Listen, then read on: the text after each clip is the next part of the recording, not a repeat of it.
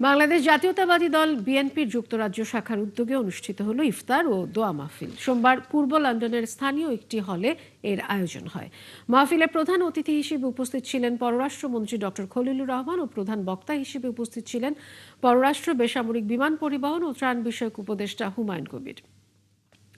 ইফতার মাহফিলে সভাপতিত্ব করেন যুক্তরাজ্য বিএনপির আহ্বায়ক আবুল কালাম আজাদ এবং অনুষ্ঠান পরিচালনা করেন যুক্তরাজ্য বিএনপির সদস্য সচিব খসরুজ্জামান খসরু। এ সময় ডক্টর খলিলুর রহমান বলেন, প্রবাসীদের সর্বোত্তম সেবা নিশ্চিত করতে লন্ডনস্থ হাইকমিশন পরিদর্শন করে নির্দেশ দেওয়া হয়েছে। প্রধান বক্তা পররাষ্ট্র উপদেষ্টা হুমায়ুন কবির বলেন, শীঘ্রই সিলেটের ক্ষেত্রে রেল ব্যবস্থার উন্নয়ন, সিলেট এয়ারপোর্টে প্রবাসীদের মানসম্মত ব্যবস্থাপনা, হয়রানির শিকার থেকে পরিত্রাণ, সিলেট এয়ারপোর্টের ফ্লাইট সংখ্যা বাড়ানো সহ সকল সুবিধার ব্যবস্থা করা হবে।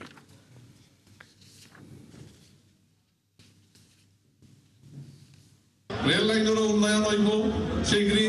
আর আমি গিয়া ইনশাআল্লাহ আরিফুল হক সাহেবকে বইয়া যাতে সিলেট এয়ারপোর্টও প্রবাসী যেটা মানে একটা মান উপযোগী ব্যবস্থাপনা, যাতে এখানে একটা ব্যবস্থা থাকে, লাউঞ্জর রিসিভ করার এবং মানে সব স্মুথ কার্যক্রম হয়, যাতে কোনো প্রবাসীরা হয়রানির শিকার না হয়। যারা হুমায়ুন কবির এবং আমি আমাদের হাইকমিশনে গিয়েছি পরিদর্শন করতে।